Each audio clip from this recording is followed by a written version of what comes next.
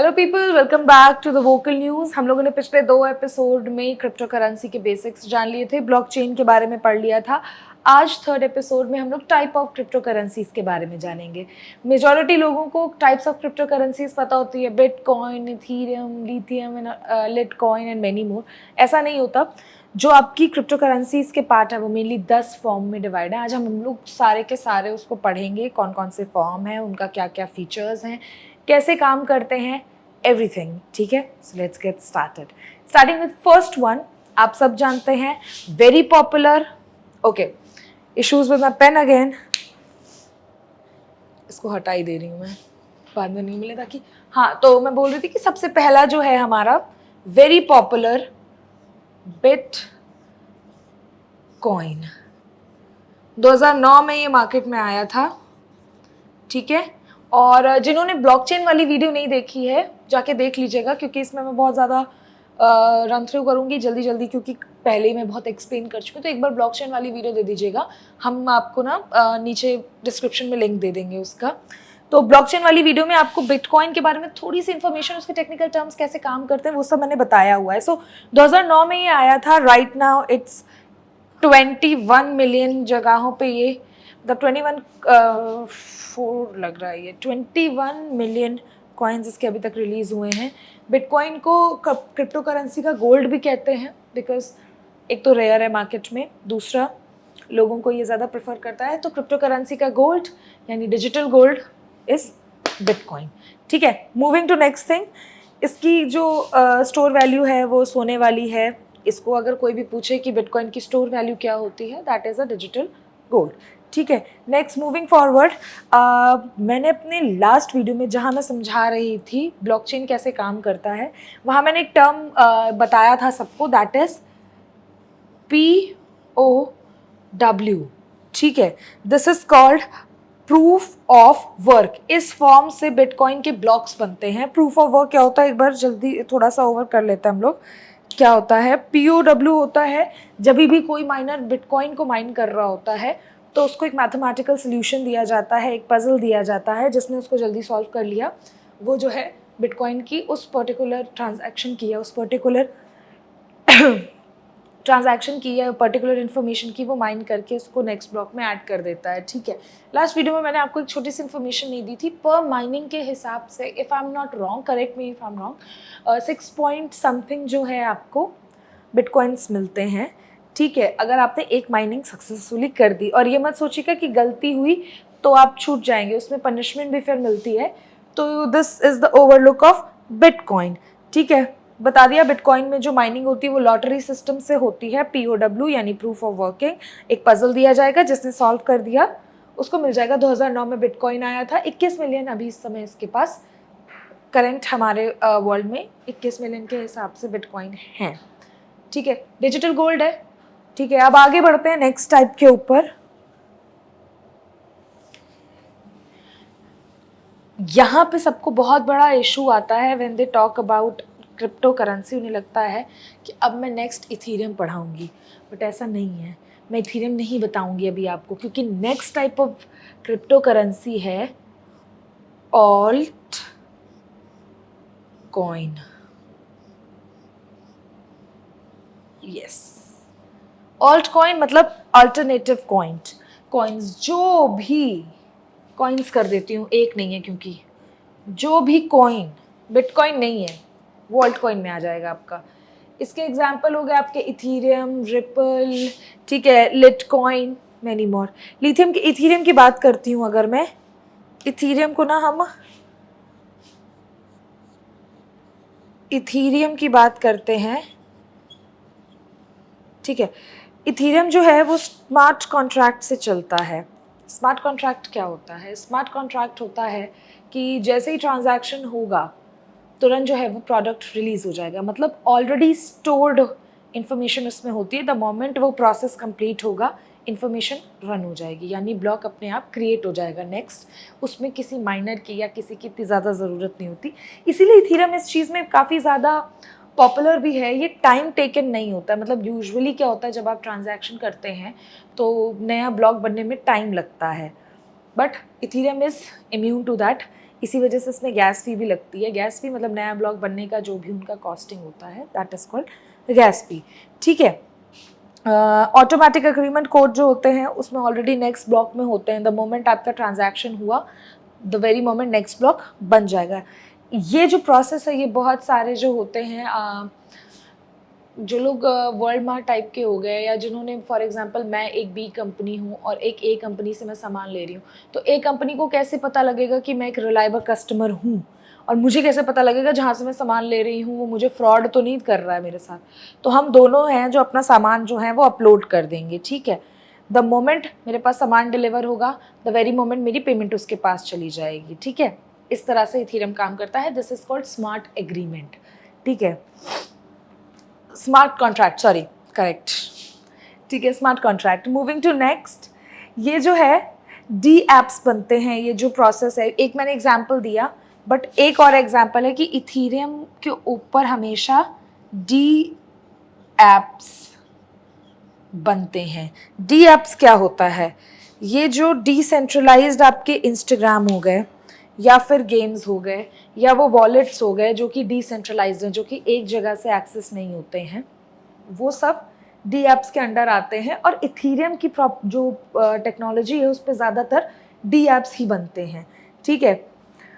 Moving to next आते हैं इनके आपका third type of coin which is C coin. मतलब सी पार्ट में आता है आपका स्टेबल कॉइन।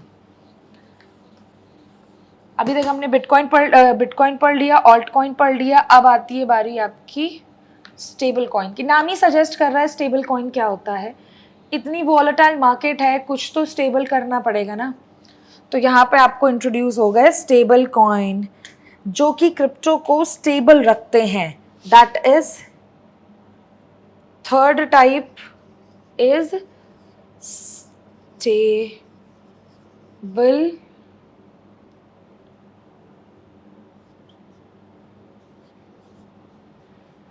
कॉइन्स।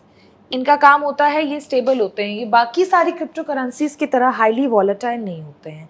मतलब जैसे नॉर्मली क्रिप्टो करेंसीज होती है, चाहे वो बिटकॉइन हो गया, इथेरियम हो गया, लिटकॉइन हो गया, रिपल हो गया, ये बहुत ज़्यादा वॉलेटाइल होते हैं, ऊपर नीचे भागते हैं जल्दी जल्दी।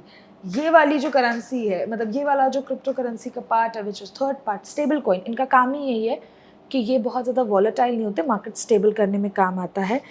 इनकी वैल्यू जो है वो यूएसडी यानी इनकी जो वैल्यू है वो यूएसडी और INR, यूएसडी डॉलर, INR रुपी। ठीक है, इनसे बैक्ड होती है, शायद इसी वजह से ये स्टेबल काफ़ी होते हैं। इतना जल्दी इनमें पैसा ऊपर नीचे नहीं होता है। अब आते हैं, अगर आप स्टेबल कॉइन की बात करते हैं तो कुछ पॉपुलर स्टेबल कॉइन है हमारे पास। पहले हो गया हमारा USDT या फिर USDC। ये सारे जो हैं डॉलर के बैक्ड होते हैं, डॉलर बैक्ड।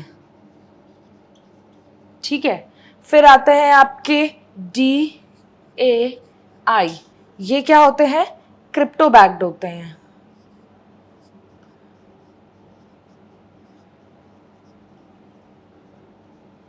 ठीक है। फिर नेक्स्ट आपके आ जाएंगे UST। जगह खत्म हो गई बोर्ड में, छोटा सा है, यहाँ पे लिख दे रही हूँ।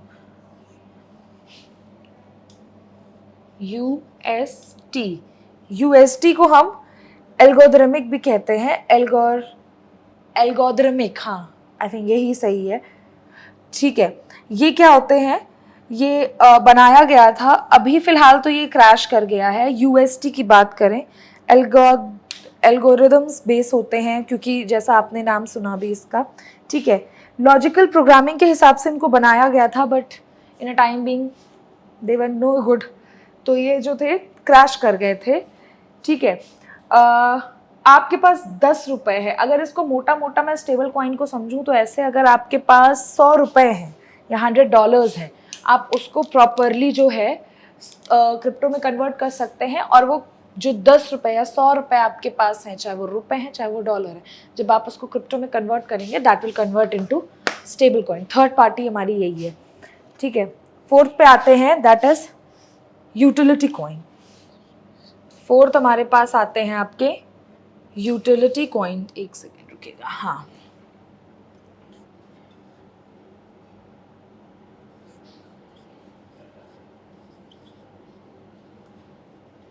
नाम से ही समझ में आ रहा है सर्विसेज के लिए होते हैं ये कॉइन। प्लेटफॉर्म कॉइन भी कहा जाता है इनको।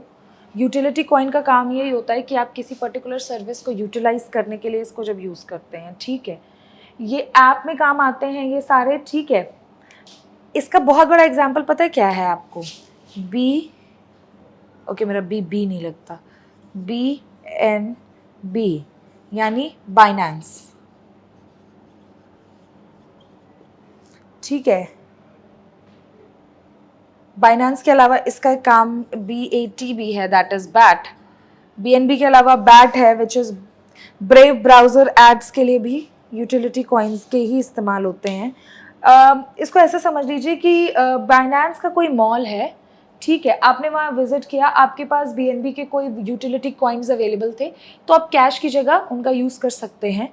ये बहुत सारे सर्विसेज में यूज़ होगा। आपको किसी भी सर्विस के लिए चाहिए, किसी भी प्लेटफॉर्म को एक्सेस करने के लिए चाहिए, तो यूटिलिटी कॉइन्स जो हैं वहाँ पे आपके लिए हेल्पफुल रहेंगे।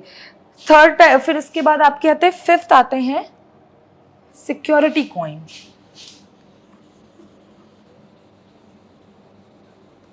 मैं काफ़ी जल्दी जल्दी से कवर कर रही हूँ बिकॉज टॉपिक थोड़ा सा बड़ा है, तो I don't want. Fifth is security coin, एक मिनट यार पेन, हाँ, सिक्योरिटी टोकन्स, सॉरी,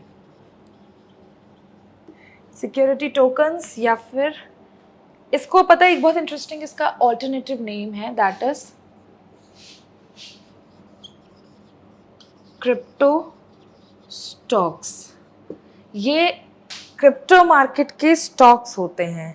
जैसे आपका शेयर मार्केट में स्टॉक्स होते हैं, वैसे ही सिक्योरिटी टोकन्स जो हैं ये आपके क्रिप्टो मार्केट के स्टॉक होते हैं। सिक्योरिटी के नाम से ही आपको समझ में आ रहा होगा कि काम क्या करता है। This give you security. Security कैसे देता है? ये रियल एस्टेट एसेट्स अगर आप हैं, आपके पास हैं, तो आप उसको सिक्योरिटी टोकन्स में आप चेंज कर सकते हैं। इसके अलावा आपके पास कोई स्टॉक है, आप उसे चेंज कर सकते हैं, ठीक है। जैसे आपका जब स्टॉक मार्केट में कोई नया वो आ रहा होता है, कोई नई कंपनी आ रही होती है, तो वो अपने IPO लॉन्च कर देती है, राइट। तो ये कर देते हैं लॉन्च अपना STO। STO stands for security token offering, ठीक है। STO stands for security token offering. ये होते हैं आपके सिमिलर टू IPO। IPO आपका स्टॉक में होता है और ये आपका क्रिप्टो में होता है, बस। दैट इज कॉल्ड आपका सिक्योरिटी कॉइन्स। ये क्या करता है? ये आपका जो भी ऑलरेडी एग्जिस्टिंग स्टेक्स हैं उनमें ये चेंज कर देता है। Moving to next, that is governance token, यानी क्रिप्टो में भी यहाँ पे वोटिंग करवा देते हैं भाई। वोट हुआ, अगर आप जीते आपके पास वो आ जाएगा क्रिप्टो, ठीक है, आप उसके स्टेक होल्डर हो जाएंगे। तो सिक्स्थ इज आपका, 4 और बचे हैं इसके बाद। सो हम लोगों ने जल्दी जल्दी काफ़ी कुछ कवर कर लिया। That is governance token.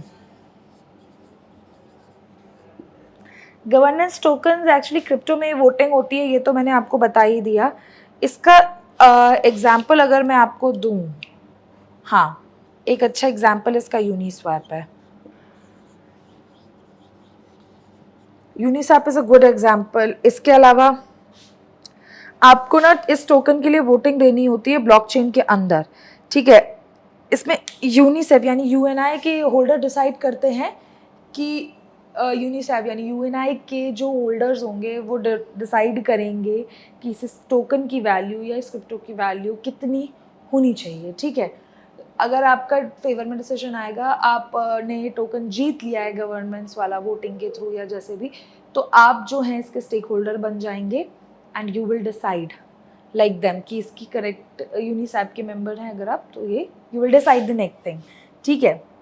Uniswap holder, sorry मैं मेंबर बोल रही हूँ, होल्डर अगर आप हैं तो आप डिसाइड करेंगे कि इसकी एग्जैक्ट वैल्यू क्या होगी। वोटिंग से आप डिसाइड होगा कि आप यूनिसेप के होल्डर हैं कि नहीं है, लेकिन अगर आप यूनिसेप के होल्डर हैं तो आप डिसाइड करेंगे कि गवर्नेंस टोकन्स के प्राइस क्या होंगे क्या नहीं होंगे।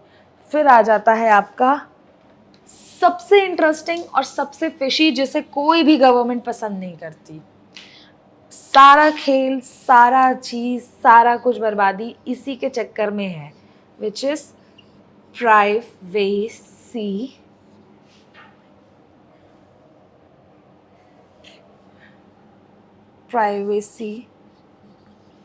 कॉइन्स।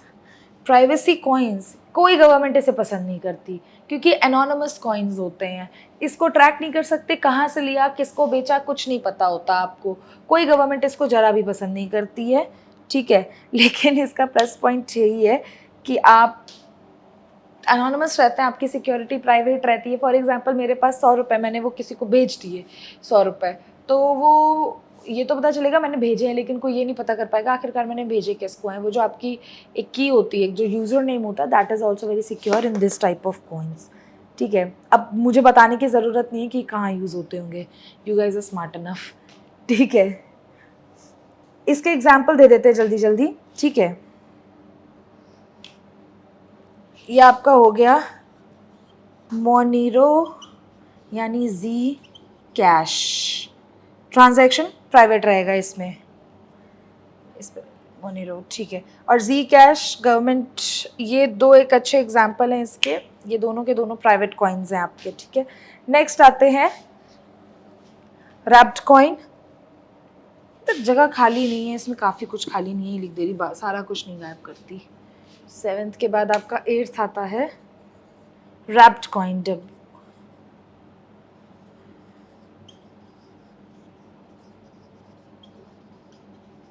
Wrapped tokens.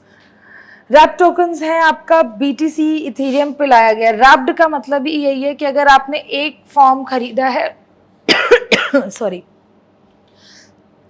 एक फॉर्म खरीदा है और आपने उसको दूसरे पे ला दिया। फॉर एग्जांपल मैंने BTC खरीदा हुआ है, बिटकॉइन खरीदा, मुझे इथेरियम पे उसको चेंज करना है, तो I will use wrapped token. तो उससे वो one form to another form में आराम से जो है वो बदल दिया जाएगा या इथेरियम BTC में आ जाएगा। तो we will use wrapped coin there. 9th आपका आ जाएगा सिंथेटिक एसेट।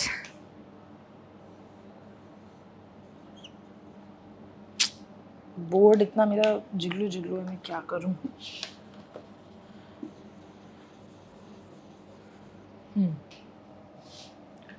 9th आपका आता है सिंथेटिक एसेट।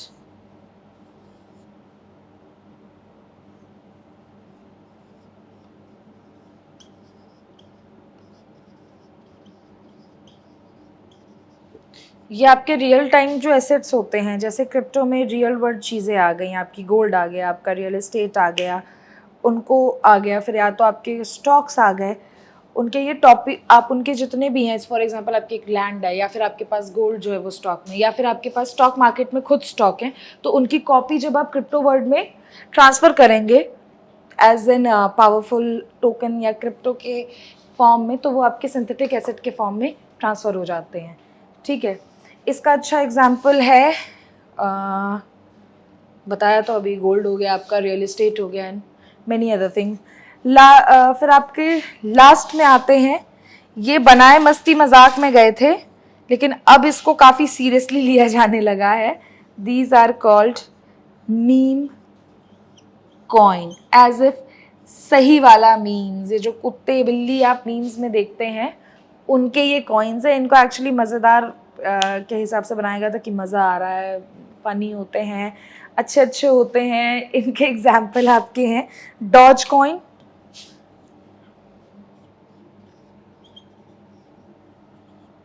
डॉज कॉइन और शिबा, ठीक है। ये अच्छे एग्जाम्पल हैं, इनकी पॉपुलैरिटी डिसाइड करेगी कि इनका प्राइस क्या होने वाला है। तो मैंने आपको बता दिए 10, एक बार रिवाइज कर लेते हैं दोबारा से। सबसे पहले आपके आते हैं बिटकॉइन, एक सेकेंड,